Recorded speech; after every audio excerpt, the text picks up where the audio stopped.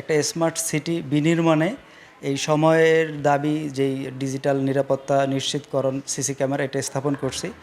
যদিও এটা দেখতে আপনারা শুধু একটা সিসি ক্যামেরা দেখতেছেন, এখানে আরও এরকম কিছু ফিচার অ্যাড করা হয়েছে যেটা গতানুগতিক সিসি ক্যামেরার চাইতে একটু ভিন্ন। বেশ কিছু ফিচার আছে যেই ফিচারগুলোর মাধ্যমে আমরা সহজেই কোনো অনাকাঙ্ক্ষিত ঘটনাকে আইডেন্টিফাই করতে পারি। কোথাও যদি কোনো বিস্ফোরণ ঘটে সক্রিয়ভাবে আমাদেরকে ও জানান দেবে।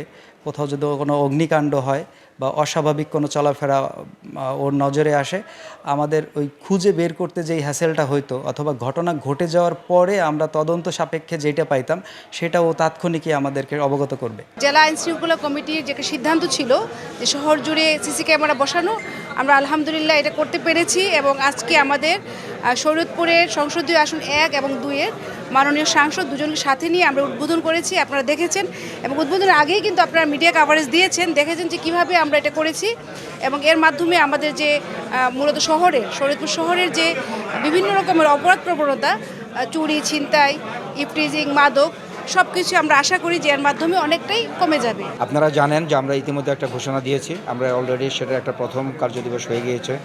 আমাদের একটা কর্মশালা হয়েছে যে আমরা একটা শরীয়তপুরকে প্রথম বাংলাদেশের এই 64টা ডিস্ট্রিক্টের মধ্যে আমরা শরীয়তপুর জেলাকে একটা মাদকমুক্ত শরীয়তপুর জেলা ঘোষণা করার জন্য আমরা ওই লক্ষ্যে কাজ করে যাচ্ছি। আমরা 3জন সাংসদ, 3জন আমরা এই লক্ষ্যে কাজ করে যাচ্ছি। অপরাধ জগতের একটা বড় ধরনের নিয়ন্ত্রণের একটা বড় টুল হিসেবে কাজ করবে এবং এটার যে অ্যাক্সেসের বিষয়টা আপনারা বলেছেন সেটা হচ্ছে আপনারা ওইখানে যেমন একটা অ্যাক্সেস পয়েন্ট দেখলেন, আমরা একইভাবে হচ্ছে পুলিশ প্রশাসন এটার অ্যাক্সেস পাবো।